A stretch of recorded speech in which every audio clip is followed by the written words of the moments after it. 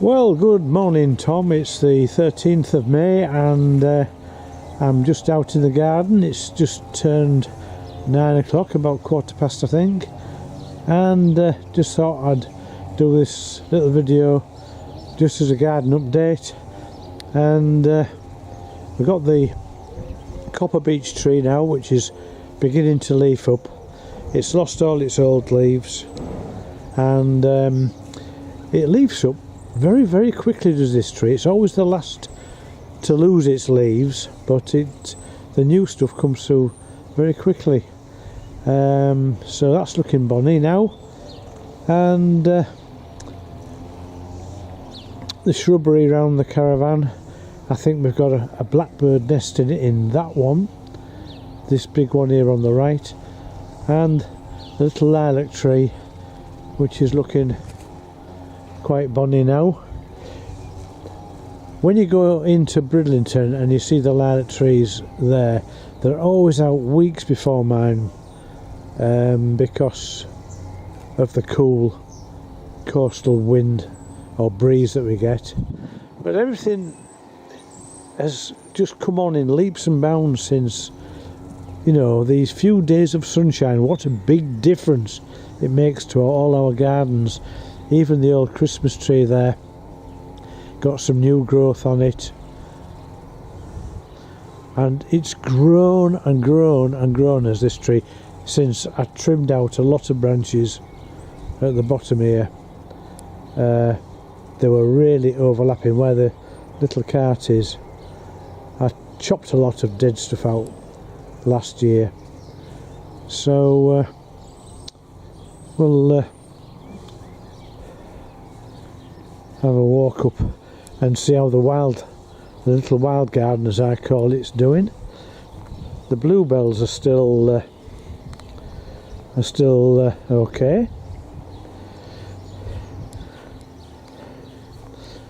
and the poppy, I've got a poppy down here somewhere. There we are. That's beginning to show itself. The forget-me-nots, they've spread. Those forget-me-nots actually were given to me when one of our neighbours passed away, and I just sprinkled them all over, and they've really spread out quite nice. So the grandmother's bonnet, as I call it, I think you've got some of this, Tom, and you weren't sure what it was, but I think it's the same as this. It's possibly some seeds that I've passed on to you, maybe. And then our clematis, I've forgotten the variety of this, but this is now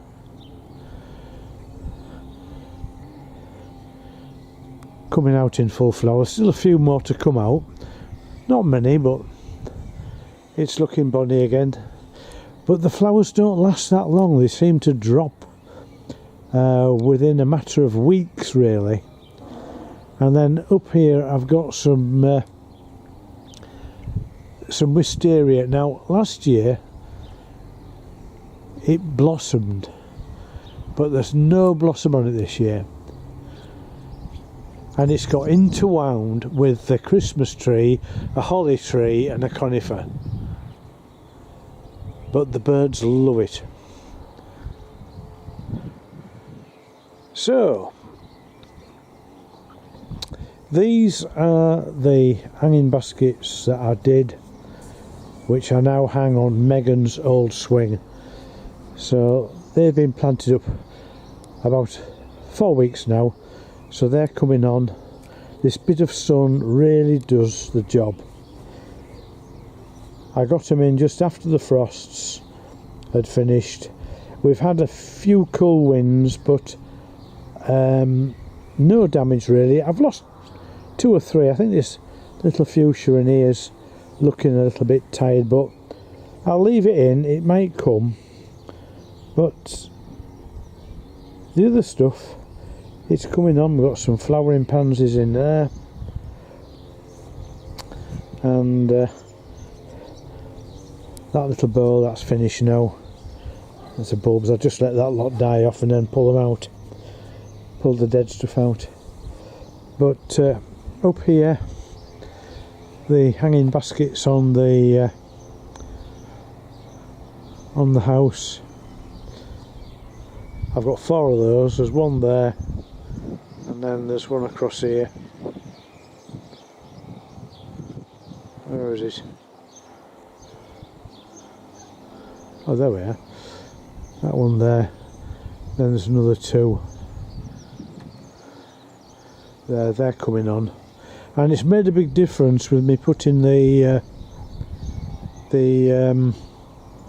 moss in. It retains the moisture, so that makes a big difference. And then my potatoes, they're coming on pretty good now. I put these in very quickly. I put them in the day we erected the new swing, while Neil the joiner had gone to get some more timber. I just popped these in while I was waiting for him to come back, so they're doing okay. It was just a bag of potatoes that Anne found that we hadn't used, and had started to sprout a bit, so my strawberries are there.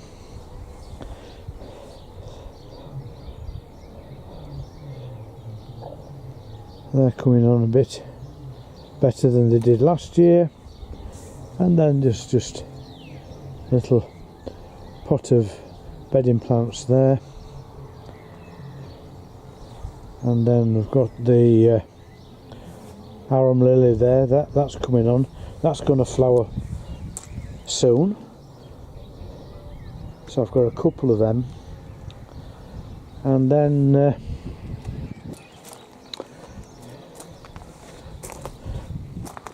this is the large forget-me-not. This likes a lot of water, and that's looking well. And then the other day I got these little violas from the garden centre, just to pretty up the picnic table thing on the garden seat. And then we've got some more plants in the little boxes here that Robert got me from work. The little boxes having metal components in, and they just throw them in a skip. So he rescued them. So that's the boxes coming on. And then of course round the back door, we have, near the back door, I've got the rest of my plants.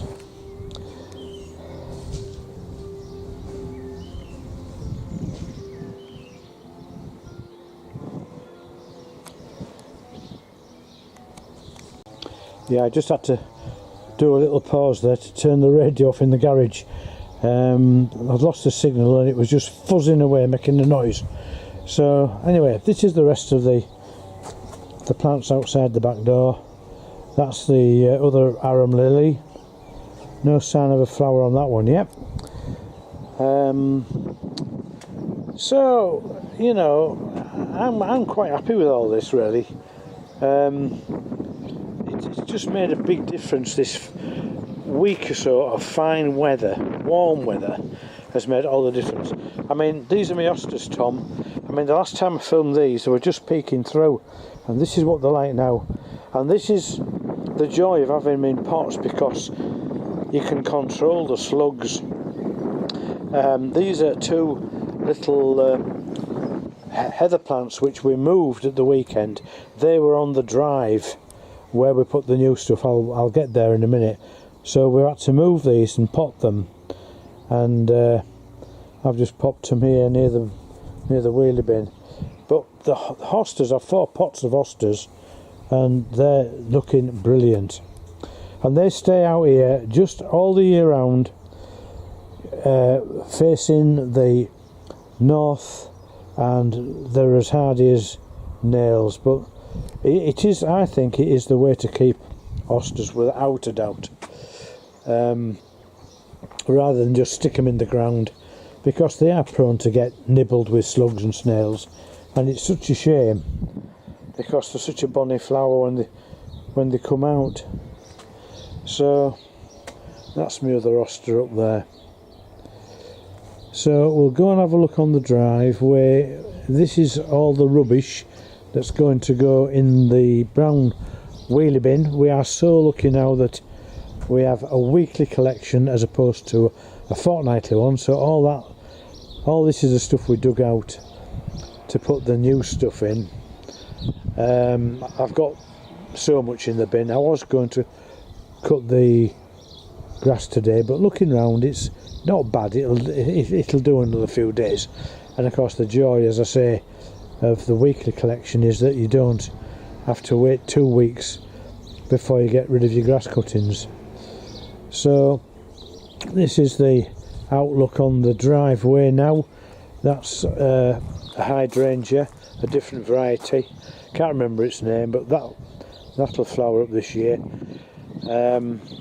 These are my hydrangeas that I trimmed back a little bit at the back end, basically to stop you getting wet through. When you pull the car up, you tend to get wet through if it's been raining. The flowers hang over the side, but I think it will flower again this year. I didn't trim it back too far, so there's a flower there that's coming. So we will have some blossom on this year, which will be nice. And then the only fuchsia I've got left down here now is this one, which I may at a later date dig this one out and put something else in, because they do tend to get very, very straggly, and they don't flower much really. They never have done. They're just a little pale pink flower, and they don't amount to much. Some more bluebells there, the other hydrangea. Yeah, they're going to flower all right, these. But this is what we did at the weekend. Put the red robins in, and this green variegated plant. I'm not sure of the name of that, but these are the red robins that I got off my neighbour.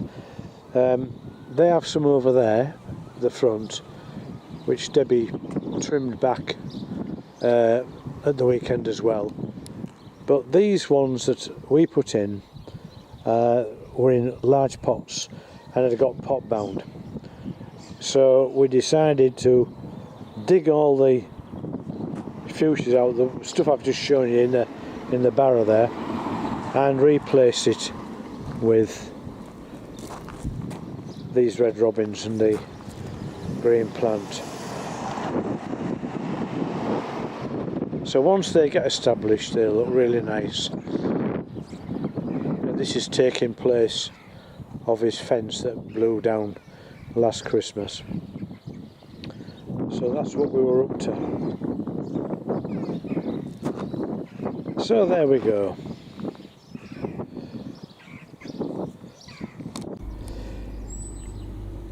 Yes, and just to finish off, this is the front of the house.